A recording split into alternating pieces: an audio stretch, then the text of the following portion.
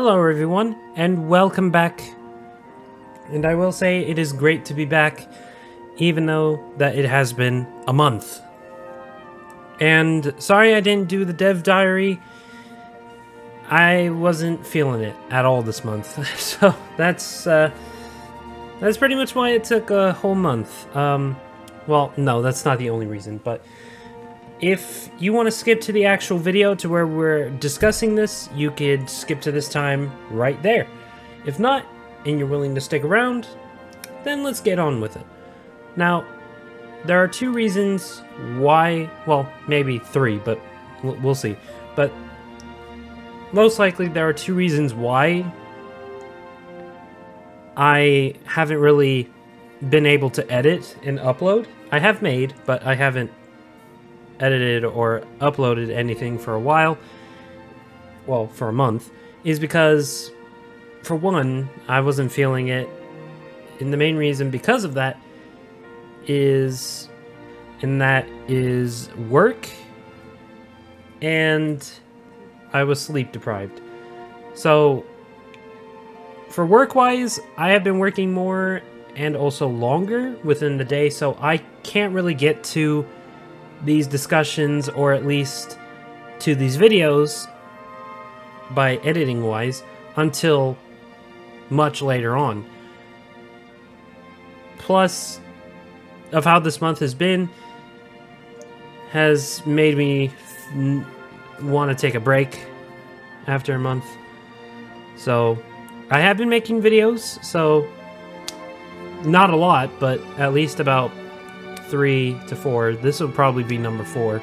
But just know that I am coming back, and hopefully I will get to upload a little bit more. And yeah, the second reason, I was sleep deprived, and for some of the time I wasn't feeling good, and that's mainly due to my fault because I was going to sleep later on, either because I was playing a game with my friends, or even doing a video with them, or just not going to sleep at all until much later on in the morning. So there's that. Plus I also got a new mic, so hopefully it sounds better for you guys. I know I've checked back on it, so it sounds good to me. Anyways, I think other than that, that should be it. Just once again, I'd just like to say sorry that I've been away for a month. But if I have to be really honest, I actually needed it. Everybody needs a break every once in a while. But if this should happen again, like if I need to take another break, which shouldn't be for a long time, but if I do need a break from like editing videos and doing YouTube, I'll probably do it at least in probably like a week or two, honestly.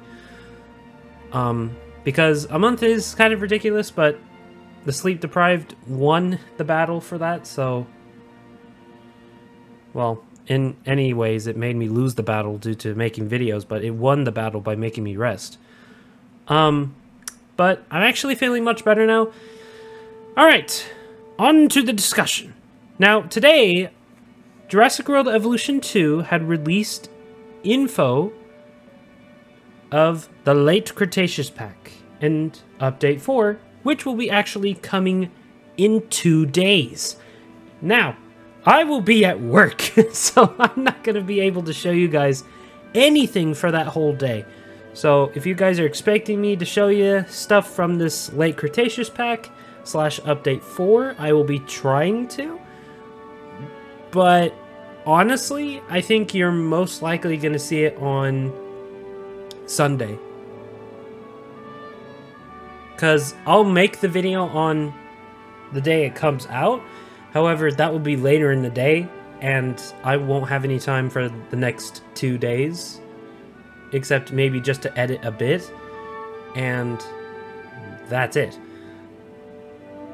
But I could do one at a time to where it's the species, and we can go off by a few days from there. I will say of how the animals are, I have heard of what the animals are. Very weird choice, if I might say. It's not a bad choice, but it's a weird one nonetheless. All right, let's get right into it. Welcome, park managers, to our latest species pack. Introducing the Jurassic World Evolution 2 Late Cretaceous pack, coming September 15th for £5.99 or $7.99 for US or anywhere else.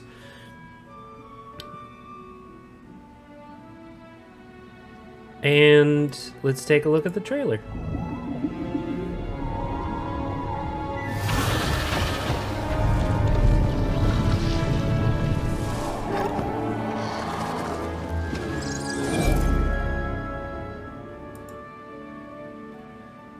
All right, pretty short and simple. Inspired by the fascinating late Cretaceous period, our latest pack includes 4 new species that roamed the land, sea, and air over 65 million years ago, including both a stealthy hunter of the skies and one of the largest dinosaurs ever discovered. Without further ado, let's take a closer look at the species you'll be able to discover in the new Late Cretaceous pack. And first up is Baridactylus. I'm gonna butcher some of these names at least. So don't hate me! Don't hate me! Ah!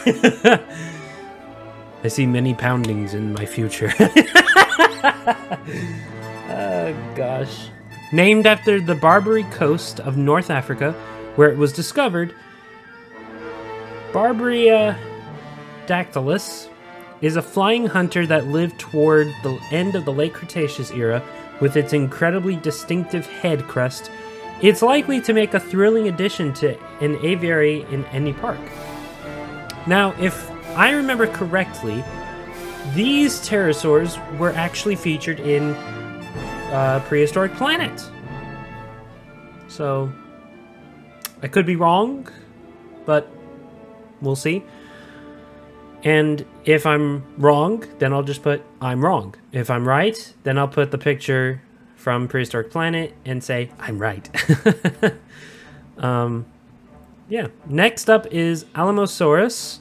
With shin bones taller than the average human, Alamosaurus is one of the largest dinosaurs ever discovered. Although a herbivore, Alamosaurus's large spines run down its shoulders, back, and tail, make it far from easy prey for any potential predators. This gigantic dinosaur is bound to fascinate your guests. Next up, Australovenator.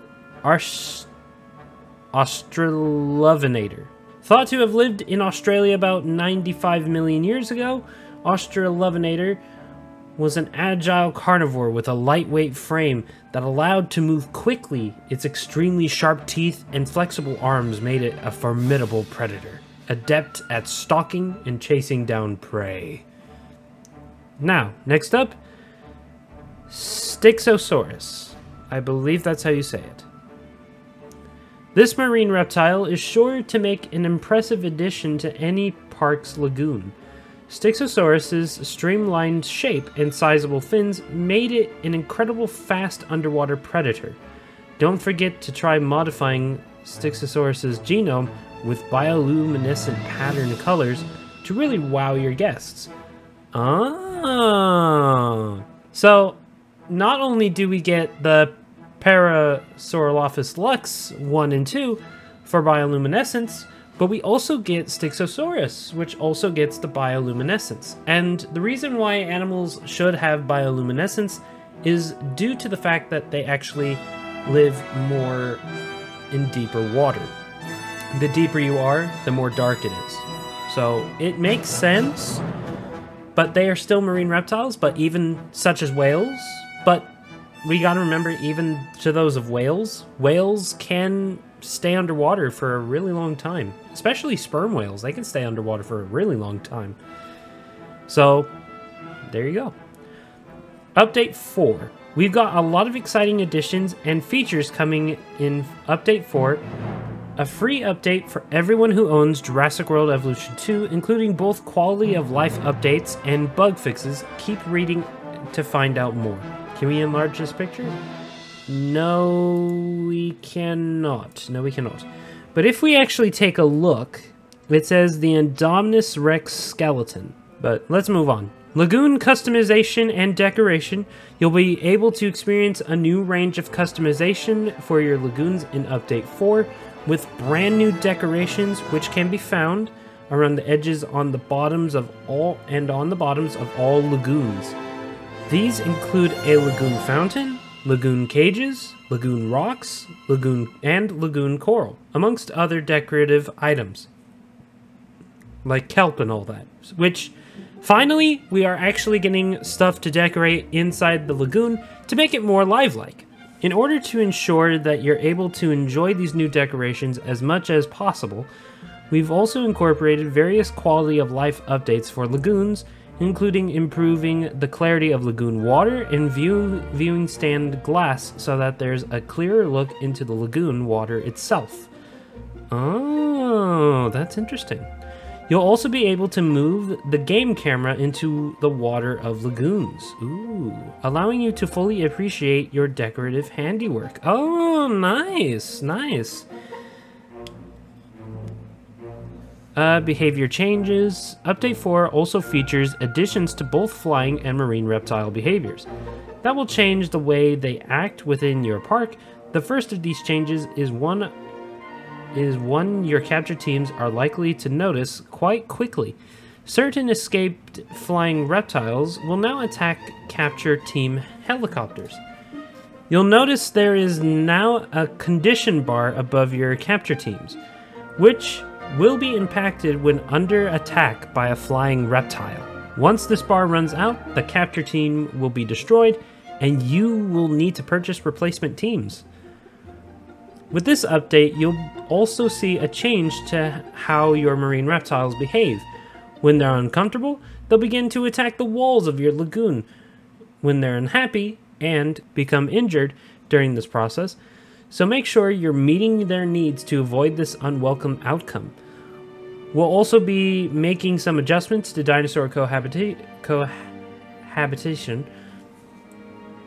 preferences in the new update, adding likes relationships between both hadrosaurid and ceratopsids, and ornithomimosaurids and ceratopsids. Ceratopsids can now cohabit with other ceratopsids too, although there will be some exceptions to this.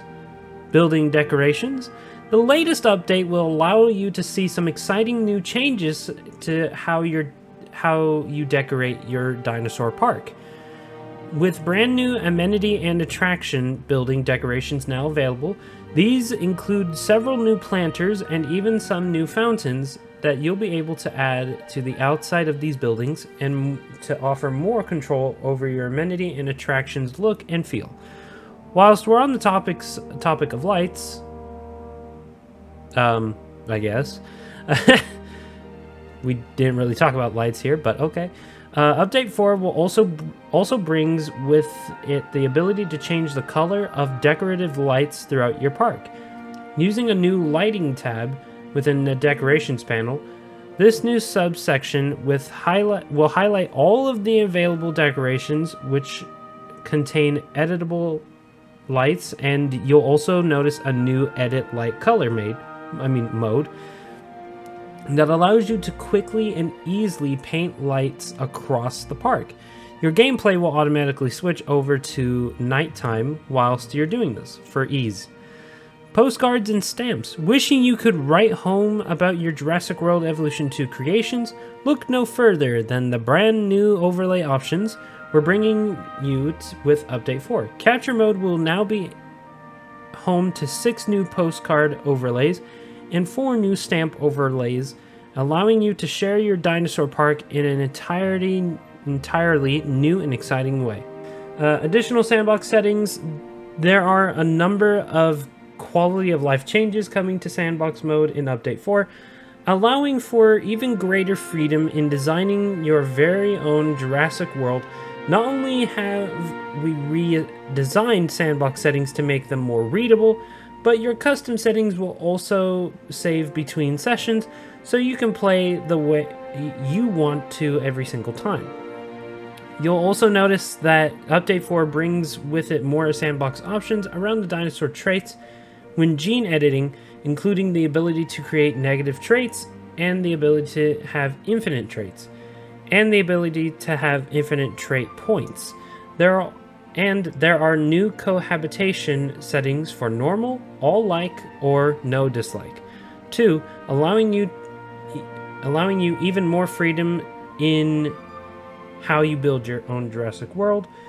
Finally, we're also including an instant construction / destruction path, meaning no more waiting for new buildings or attractions. That's great. We hope you've enjoyed reading more about the upcoming Late Cretaceous pack and some of the updates that are going to be included for free in Update 4. Which features are you most looking forward to? And pretty much just all the social media right there. Other than that, I'd have to say that's it. So I hope you guys enjoyed the video. Please like, comment, and subscribe. And we shall return, hopefully sooner than later.